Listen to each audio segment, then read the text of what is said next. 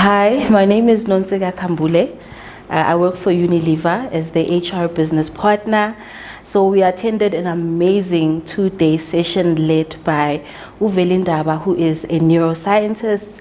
It's been absolutely amazing. I think as an HR professional, looking at human behavior from an industrial psychology perspective, understanding human behavior and how to be an effective leader by seeing through the eyes of your team, also leveraging from the different strengths and the different abilities, understanding how you can all collaborate in order to have effective teams, or you can, open people's minds, to think creatively, to also contribute positively to the workspace or their immediate environment. I think the biggest taking for me is to take care of myself first in order to be an effective leader, and in order to be a servant leader, I need to be at my A game. So the session really unlocked a lot of self-awareness and also understanding the difference between intelligence, emotional intelligence, how I can bring out the best in my immediate team, in my space, in my environment.